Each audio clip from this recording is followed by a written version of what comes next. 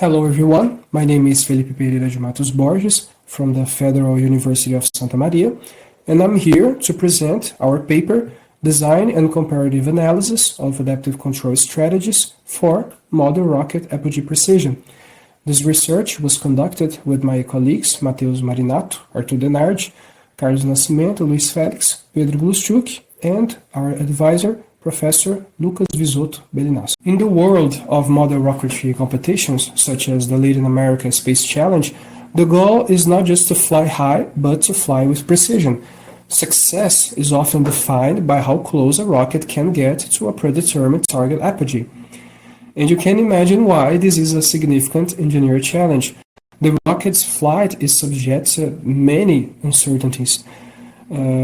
The propulsion from the solid rocket motor can vary. Atmospheric conditions like wind and air density are unpredictable. And these factors, just to name a few, altogether lead to a large dispersion in the final apogee. So what I'm going to show you today is our solution to this problem. And our solution, as you can imagine being in a control seminar, is an active control system. We use an aerodynamic air brake to modulate the rocket's drag during its ascent. However, this leads to the core problem this paper addresses. A simple controller with fixed settings or fixed gain is tuned for one specific nominal trajectory. And as I told you before, in a real flight we have uncertainties. So a simple controller with fixed settings will be incapable of handling this wide range of nominal conditions, leading to poor. This figure shows us a render of our solution, which is the air brake mechanism. It consists of 4 fins that can be deployed from the rocket's body. When these fins extend, they increase the aerodynamic drag, effectively acting as a brake against the air. By precisely controlling how much these fins are deployed, we can actively regulate the rocket's ascent and guide it to the target apogee. This diagram shows the rocket's concept of operations, which is the sequence of a typical flight. The rocket is ignited and launches. It ascends under power from its motor, and after a few seconds, the propellant runs out and the motor burns out. And this is where our control system takes over. The rocket is now in a coasting phase, continue to climb due to its own inertia. From this moment until it reaches its apogee, our air brake system is active, making real-time adjustments to the drag to ensure the rocket hits the exact target altitude, and no higher. After apogee, the recovery system deploys the parachutes for a safe landing. The objective of our work was to design and, most importantly, compare 2 distinct control strategies to actively regulate the system. We chose one classical approach and one modern approach. First, the classical, cascade P+PI controller. Second, the modern, Linear Quadratic Regulator, or LQR, servomechanism. Both of these systems share 2 critical components. First, both use a Kalman filter, so we can have our noisy measurements from the rocket's altimeter being transformed into a clean, accurate, real-time estimate of the rocket's true altitude and velocity. Second, both apply a gain scheduling adaptive layer. And this is the key to solving our problem. It allows the controller to adapt its settings or its gains in real time based on the rocket's current flight conditions. The adaptive layer is what provides the robustness we need, as you will see later on. The foundation of any modern control design is a high-fidelity model of the system, and we developed a nonlinear plant model that represents the rocket's flight dynamics. This model is described by a state vector x, representing the rocket's altitude, velocity, and pitch angle. And to ensure our model was accurate, we validated against OpenRocket. In a test flight, our model's apogee prediction was only 1.3% different from OpenRocket's.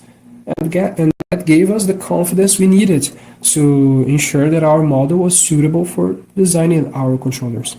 The most complex and critical part of the model is a drag force. This force is highly nonlinear. It has a quadratic dependence on velocity, but it also has a complex relationship with the air brake deployment angle. And we tried a single simple polynomial equation, but it could not capture this relationship with precision. Therefore, we chose a data-driven approach. We used experimental data to build a 2D lookup table. And this table acts like a map for any given velocity and any given brake fin position. It tells the simulation the exact drag force. This method provided much higher fidelity and it was essential for our controller success. And with our model complete, we designed the two controllers. Starting by the cascade, the P+PI. This is an intuitive two-loop system. The outer loop looks at the altitude error and calculates a reference velocity, which is the speed that the rocket should be going. And the inner loop is a fast-acting PI controller that actuates the air brake to make the rocket's actual velocity track the reference velocity. Second, the LQR servomechanism. This is a modern optimal control approach. It uses our state space model to find the best possible control command that minimizes a cost function. And as you may be familiar with, this function is a trade-off. We penalize state errors to ensure we hit the apogee, but also penalize control effort to ensure the brake movements are smooth and efficient. However, as you will see in the results, these controllers with fixed settings were not robust. They were extremely sensitive to the rocket's velocity at the moment of motor burnout. And to solve this, we implemented the gain scheduling adaptive layer. The concept is straightforward. We pre-calculated several sets of optimal controller gains for different operating points, one for low velocity, one for nominal, and one for high velocity. Then, during the flight, the controller measures the rocket current estimated velocity and linearly interpolates between these gain sets. This allows the controller to find the perfect tune for its exact situation at any given moment, making it highly adaptive and robust. Now, let's take a look at the simulation results. These graphs show the final apogee error in percent. The red dashed lines represent our emissions success criteria, and that is a ±2% tolerance. And here we tested the fixed gain controllers against variations in the initial velocity at the start of the coasting phase. On the left, the fixed gain LQR, you can see it is somewhat robust, but it still quickly exceeds the 2% limit if the velocity is too low or too high. And on the right, the fixed gain P+PI, the result is a dramatic failure. It is extremely sensitive with a large discontinuity in the error near the nominal velocity. And the conclusion is clear. Without an adaptive layer, both controllers will fail to meet the performance requirements. And continue with our fixed gain, but now testing for variations in the initial altitude at burnout. Again, the fixed gain LQR on the left proved to be inherently more robust to this specific variation. But the P+PI controller on the right was once again highly sensitive and nonlinear. This confirmed our finding that both strategies required an adaptive layer to be reliable. And the results, and I'm going to present you next, show us just that. And here we have the most important result of our work. Here are the same controllers, but with the gain scheduling adaptive layer turned on. The difference is night and day. Both the LQR on the left and the P+PI on the right now maintain the apogee error well within the ±2% tolerance band across a very wide operational window, from about 94 to over 120 meters per second. Within the most common operational range, the error is consistently below 1%. And this result is a clear validation of our adaptive approach. The system is now robust and reliable. And now, just like we did before, we retested the adaptive controllers against initial altitude variations. And the performance was nearly flawless. In particular, the adaptive P+PI controller on the right now shows a flat error curve, very close to zero. This demonstrates that once we made the controller robust to velocity, it became almost completely insensitive to the starting altitude. These next two slides briefly show the final architectures as implemented in MATLAB Simulink. You can see the main building blocks we've discussed. The nonlinear plant block is our nonlinear rocket model. We feed its altitude measurement into the Kalman Filter for estimation, and that estimate is then fed into the control law, either the LQR or the P+PI, which includes the gain schedule logic to compute the final command for the actuator. In conclusion, this work successfully designed and validated two distinct adaptive control strategies for rocket apogee precision. We found that the adaptive gain scheduling layer was the critical element for success. It transformed two non-robust controllers into high-performance, reliable systems that successfully kept the apogee error below our 2% requirement across a wide range of flight conditions. We also find a key takeaway regarding the design process itself.